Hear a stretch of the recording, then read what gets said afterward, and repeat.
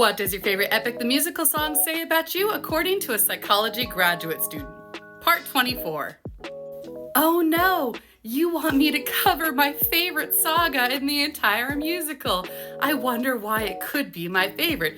Who knows? I'm curious about why you think that might be. So let's go ahead and start off with Camp 1.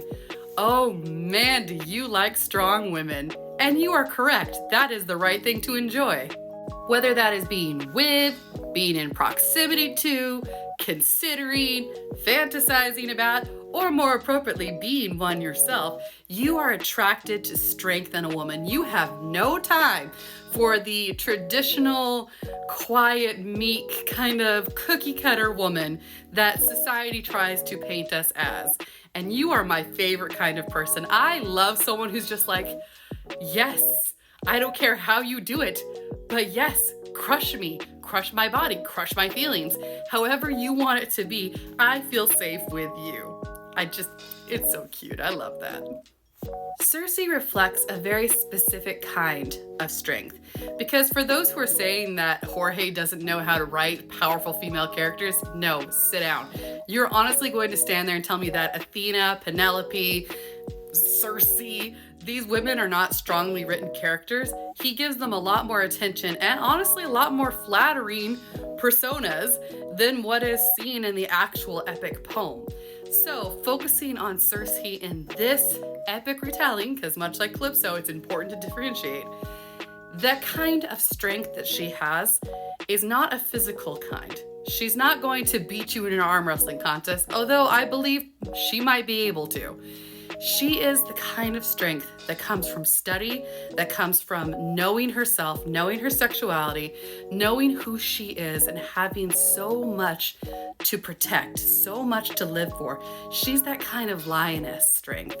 And that really ties into why you might just like strong women.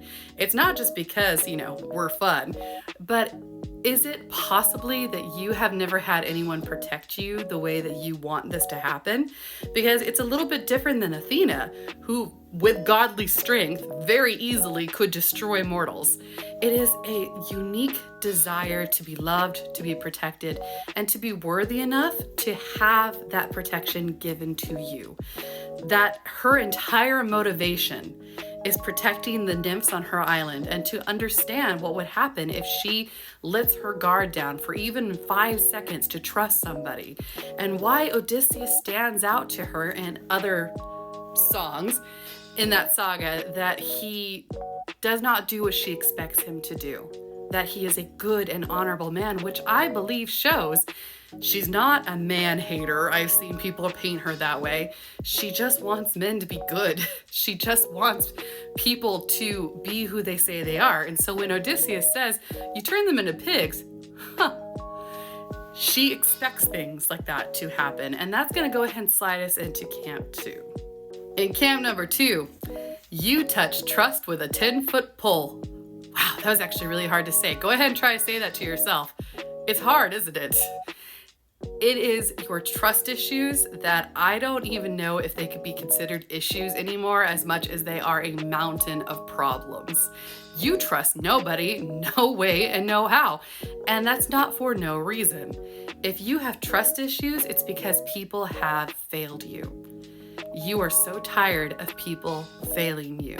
So, if this is your favorite song, it's a very good possibility that you see yourself as Circe, and you are the person who will stand up and say, you know what? What happened to me wasn't my fault. People were supposed to protect me and they didn't. I'm never going to rely on someone to protect me ever again. I am going to become the most dangerous person in this room. I will ensure that those that I care about, those who love me, those who rely on me, those that I have been grateful enough to have their love, they're going to rely on me. They're going to be safe, and I'm going to do whatever I need to do to ensure that. Just because people have failed you does not mean that you yourself are a failure. It doesn't mean that you deserve to have what happened to you happen. You are incredible. And I love that you want to protect the people in your life. I love that you have cultivated a family, whether that's blood or whether that's a found family, most likely the latter. You have found this group that you care so deeply about. Because for someone to get past your gate of trust, that wall that seems impenetrable, for them to get through that, they are now the most precious person in your life.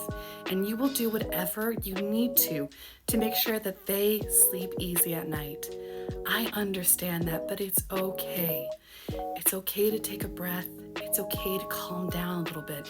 That doesn't mean you have to be the most trusting person in the world. You have experience, and your experience is valid. Your experience has helped you. But it's also okay to give people an opportunity. Don't just expect that they're going to disappoint you, because if you do, then you will ensure that they disappoint you. You will ensure that they do exactly what you thought that they were going to do. So maybe it would be better to just try a little bit, just a little, not a lot, but just try to give people the benefit of the doubt if you can. Camp number 3. Hello, my witchy baddies. How are you? You're just looking so mystical today. Just mwah, delicious. I just have a quick question for you. Without looking it up, what's the moon phase tonight? And if it is what it's supposed to be, can I leave water outside for it? And what does the moon water do? I know it does something. I know that that's special water, but I don't know what it does. And if you were watching this and this is your favorite song, I'm gonna put some good solid money that you could tell me. Oh man, do you love anything magic related? You love sorcery, alchemy, magics of all kinds. You love a story that has a badass witchy baddie in any shade, in any form. You love hocus pocus, you love witches, you love stardust. Like even when the witches are not the good guy, you just love seeing a hardcore, no nonsense, confident witchy woman being there doing what she needs to do. There's also a very good possibility that you love, I'm gonna say Fleetwood Mac, Florence, any of these names, striking you. And if you haven't gone over to check out Miss Posey's channel, the one who voices Hera, I don't know what you're doing with your life. If you haven't checked out Timo, who voices Athena, who is witchy in her right, her entire album is tarot cards, what are you doing? I don't even know why I'm bothering saying it, because you probably listen to their music too. You love a world that is so much more fantastical than this one, because this world has disappointed you. You see kind of a running theme in people who have this as their favorite song. You are so tired of this world being disappointing, whether that's people being disappointing or the actual world just being boring. Writers, musicians, painters, sculptors, any form of arts. This is a place for the artistic, creative baddies that like to latch on to things that are just a little bit outside of the norm, because that is how you have always felt your entire life. You love the fantastical because you were so tired of feeling mundane. You were so tired of feeling like you didn't have power, so you rose up and you took it. Whether that is because you had a natural inclination towards spirituality or you had to do a lot of really extreme study, the thing that centers everybody in this camp was knowing that you were different in your core and choosing to no longer feel other, but to feel exceptional, to no longer feel subjected to the mundane, but to rise above it and show them what true magic is. You would not hesitate for 1 second. If someone offered you the ability to go to a fantasy world, you might want to ask like which fantasy world, because you're smart enough to be like, whoa, there's some I don't want to go to.